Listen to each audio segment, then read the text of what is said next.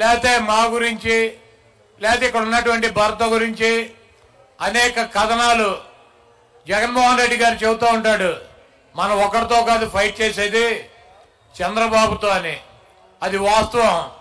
చంద్రబాబు కనుక ఒక్కడే వస్తే జగన్మోహన్ రెడ్డి గారు ఫుట్బాల్ లాగా ఒక తన్ను తంతే ఒక 20 సంవత్సరాలు కనపడ్డి రాష్ట్రంలో. ఆ సంగతి ఆయన కూడా తెలుసు. అందుకే ఒక పక్కన దత్తపుత్రుని పెట్టుకుంటాడు, ఇంకో పక్కన ఉత్తపుత్రుని పెట్టుకుంటాడు. వెనకాల బీజేపీ వదినం వస్తుంది.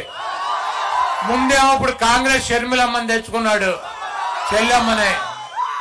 వీళ్ళందరూ కాక మళ్ళీ ఈనాడు డ్రామోజీరావు ఒకడు, ఆంధ్రజ్యోతి రాధాకృష్ణ, టీవీ5 బిఆర్ నాయుడు, ఆ మహా టీవీలో పౌడర్ డబ్బా ఒకడు. ఇప్పుడు వీళ్ళందరూ సరిపోక నిన్న రాత్రి ఒకడు పట్టుకొచ్చారు, పీకే ప్రశాంత్ కిషోర్. ఆయన ఐప్యాక్ లోంచి పీకేసి పక్కన పడేసి 3 ఏళ్ళు అయింది. ఒక రాజకీయ పార్టీ పెట్టి బీహార్లో పాదయాత్ర చేసి ఆ పార్టీ డిస్పోజల్ అయిపోయి అక్కడ దుకాణం సర్దేసి మళ్ళీ వచ్చాడు. అంటే ఎవరన్నా కొద్దిగా ఏ పార్టీ గెలుస్తుందో ఆ పార్టీకి ఓటేద్దాం అని చెప్పి 2% 3% ఎవడో నాబోటి బలహీనలు ఆలోచిస్తూ ఉంటారు. ఈయనొచ్చి చంద్రబాబు నాయుడు గారు గెలుస్తారంటే ఓటంతా చంద్రబాబు నాయుడుకి 2% 1% మారుతుందన్నటువంటి పిచ్చి భ్రమల్లో ఇటువంటి పిచ్చి ముండా కొడుకులందరినీ తీసుకొచ్చి మన మీద వదిలి వాళ్ళు పొద్దున్నే లేచి మాకు నోరు నెప్పట్టు నేను, ఈ నాని గారు, ఈ భరత్, ఇట్లా ఈ రాష్ట్రంలో 10 మంది ఉన్నాం. తిట్లు తిని ఇదే కార్యక్రమం. అయినా కూడా మా ప్రాణం పోయిన జగన్మోహన్ రెడ్డి గారి కోసం, ఈ రాష్ట్ర భవిష్యత్తు కోసం మేము తప్పకుండా జగన్మోహన్ రెడ్డి గారి వెనకాల నిలబడతాం.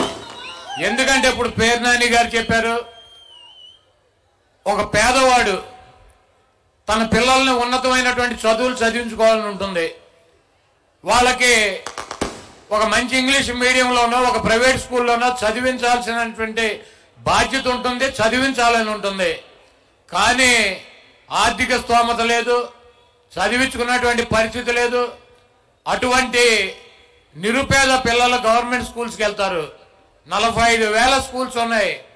ఆ 45,000 స్కూల్స్ లో కూడా నాడు నేడు కింద దాదాపు 18,000 కోట్ల రూపాయలు ఖర్చు పెట్టి ఆ స్కూల్స్ రూపురేఖలను మార్చినటువంటి వ్యక్తి జగన్మోహన్ రెడ్డి గారు. ఇంగ్లీష్ మీడియం తీసుకొచ్చినటువంటి వ్యక్తి జగన్మోహన్ రెడ్డి గారు. వాళ్ళకి చదివేటువంటి పుస్తకాలు కానించి, స్కూల్ బ్యాగులు కానించి, బట్టలు కానించి, బూట్లు కానించి, సాక్సులు కానించి ప్రతి అవసరాన్ని తండ్రి స్థానంలో ఉండి తీర్చినటువంటి వ్యక్తి జగన్మోహన్ రెడ్డి గారు.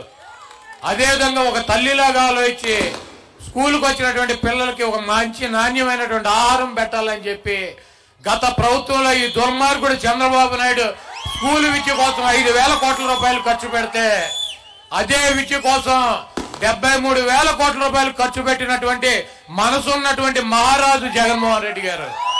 అటువంటి వ్యక్తిని మనందరం కూడా కాపాడుకోవాల్సినటువంటి అవసరం ఉంది. ఈరోజు ఆరోగ్య సమస్యలు వస్తాయి.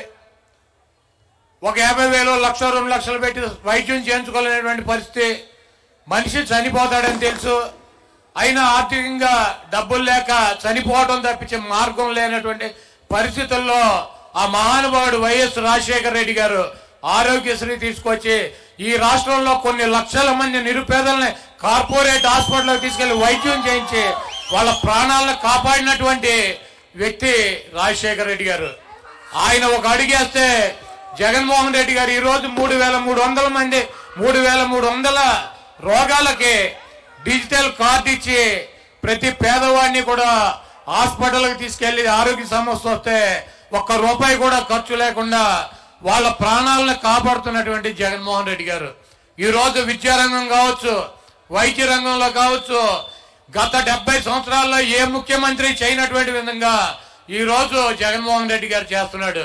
అదేవిధంగా పేద కుటుంబాలు ఆర్థికంగా ఇబ్బంది పడకూడదని చెప్పి ఎన్నికల్లో పెట్టినటువంటి నవరత్నాలని ప్రతి అంశాన్ని కూడా తూచా తప్పకుండా బటన్ నొక్కి మహిళమ్మ తల్లుల అకౌంట్లోకి 2,57,000 కోట్ల రూపాయలు ఈ రాష్ట్ర ప్రభుత్వ సంపదని పేద కుటుంబాలకు అందించినటువంటి వ్యక్తి జగన్మోహన్ రెడ్డి గారు.